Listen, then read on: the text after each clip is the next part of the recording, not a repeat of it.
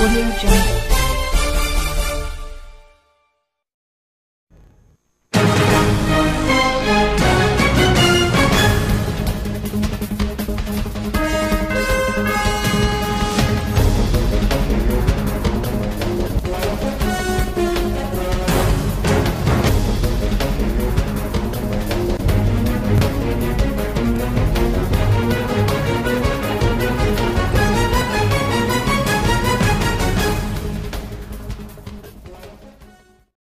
సాంస్కృతిక విభాగం రాష్ట్ర అధ్యక్షుడిగా గత 2 పర్యాయాలు విధులు నిర్వహిస్తూనే ఇంకోవైపు తెలంగాణ ధూమ్ధామ్ అంటే అన్ని వర్గాలను కలిపి ప్రజలకు చైతన్యం చేయాలి తెలంగాణ కోసం అని చెప్పేసి తెలంగాణ ధూమ్ధామ్ను జానపద జాతర పేరుతోనే మొదలైన జాతర తెలంగాణ ధూమ్ధామ్గా తయారై ఇవాళది తెలంగాణ రాష్ట్ర వ్యాప్తంగా కూడా వేలాది వందలాది మంది కళాకారులను తయారు చేస్తూ వాళ్ళ ద్వారా లక్షలాది మంది కోట్లాది మంది ప్రజానికానికి తెలంగాణ అవసరాన్ని ఆవశ్యకతని చెప్పే క్రమంలో నా పాత్ర ఉన్నదనే విషయాన్ని మీ అందరికీ ఒకసారి తెలియజేస్తూ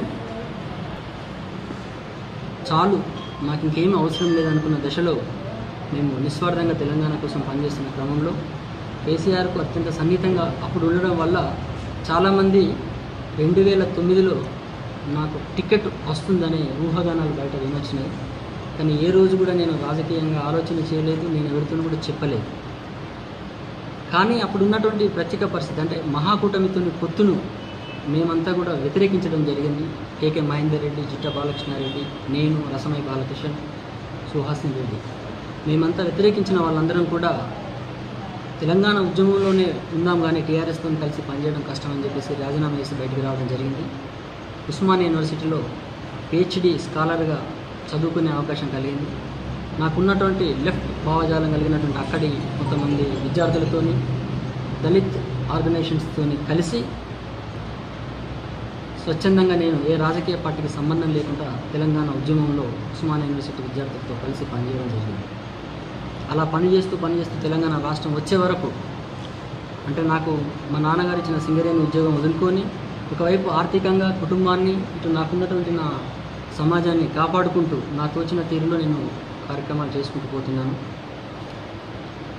ఈ దశలో చాలామంది ప్రజల పిలుపు మేరకు నా మిత్రుల కోరిక మేరకు అన్న నీ లక్ష్యం ఏంటి, అసలు నువ్వెందుకు నువ్వు పని చేసుకొని బతుకుతలేవు, నీ కుటుంబాన్ని నీ లైఫ్ని త్యాగం చేసి తిరుగుతున్నావు, నీ గోల్ ఏంటి అని అన్నప్పుడు కాబట్టి ఖచ్చితంగా రాజకీయం ద్వారా నేను ఎందుకు సేవ చేయకూడదు అన్నప్పుడు రాజకీయం అన్నప్పుడు మీ అందరికీ తెలుసు పైసలు కావాలి, తర్వాత చాలా అంటే పార్టీలకు భజన చేసుడు చాలా విషయాలు ఉంటాయి.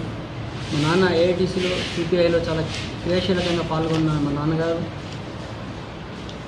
నాకు చెప్పింది ఏంటంటే ప్రజల కోసం పాటుపడు, ప్రజల కోసం ప్రాణం అని చెప్పింది. అందుకే నేను కొంత రాజకీయాలకు దూరంగా ఉండడం వల్ల నేను సీరియస్గా ఎప్పుడు రాజకీయంగా ఆలోచన చేయలేదు. కానీ ఇప్పుడు చెప్పినట్టు బడి నుంచి గుడి దాకా రాజకీయం అంటుకుపోయిన కారణం దృష్ట్యా మన ప్రాంతాన్ని మనం ఎందుకు ఏలుకోకూడదు, మనకు చేతగానప్పుడే కదా బయట కూడా వచ్చి మనం ఇలా ఆద్యమాషి చేసే ప్రయత్నం చేశారు. బానిసలై ప్రత్యక్షంగా కొందరు చేస్తే పరోక్షంగా ఎక్కడో ఉండి ఇక్కడ పాలిద్దామనుకుంటున్న కూడా చాలామంది ఉంటారు. దాని ద్వారా ఇక్కడ ప్రజానీకానికి అన్యాయం జరుగుతుంది. ఇప్పటికీ కావాలన్నా మేమే ఇస్తాం. ఒక పార్టీలు మీకు టికెట్లు ఇస్తాయి కావచ్చు, కానీ ఏ టికెట్లు ఎవరిచ్చినా కూడా ఓట్లు వేసేది మాత్రం మేమే కదా అని చెప్పి ప్రజలు నన్ను ప్రేమతో మేము ఆశీర్వదిస్తాం రమ్మని పిలవడంతో ఈ 2019లో 18లో ఖచ్చితంగా నేను ఎలక్షన్లలో పోటీ చేయడం నిర్ణయించుకున్నాను. యాజ్ ఎ ధూమ్ధామ్ కళాకారుడిగా 10 జిల్లాల కళాకారులంతా కూడా నా కోసం స్వచ్ఛందంగా వారు ఊరూరా గజ్జగట్టి ఆడటానికి మా ఉస్మానియా విద్యార్థులు మిగతా కాకతీయ విద్యార్థులు కూడా నాకు సంఘీభావంగా ఈ ప్రాంతంలో పర్యటించి మన సింగరేణికి ఉన్నటువంటి స్థితిగతులను సింగరేణిని మనం కాపాడుకోవాలంటే నాయకత్వం ఏ విధంగా ఉండాలనే దాని మీద ప్రజలకు వివరించి దానికి వీళ్ళందరూ కలిసి నన్ను ఒక 5 ఏళ్ళు ఇక్కడ జీతం ఉంచడానికి వస్తున్నారు. నేను ప్రజలకు జీతగాడిగా అంటే కార్మికుని బిడ్డగా కార్మిక ఉద్యోగాన్ని సింగరేణి ఉద్యోగాన్ని వదిలిపెట్టుకుని తెలంగాణ రాష్ట్రం రావాలనుకున్నాను, వచ్చిస్తున్నాను. అయితే అనివార్యమై ఏదో ఒక పార్టీ టికెట్ తీసుకోక తప్పదు. అది ఏ పార్టీ అనేది నేను ప్రకటించుకునేది కాదు. నేను ప్రజలు పిలుస్తున్నారు, వస్తున్నా, రేపు ఏ పార్టీ అయినా పిలిచి నాకు టికెట్ ఇవ్వచ్చు. ఖచ్చితంగా ఏదో ఒక పార్టీ టికెట్తోనే నేను బరిలో ఉంటాను. ఇది చెప్పడానికి మిమ్మల్ని అందరికీ సంభాషణ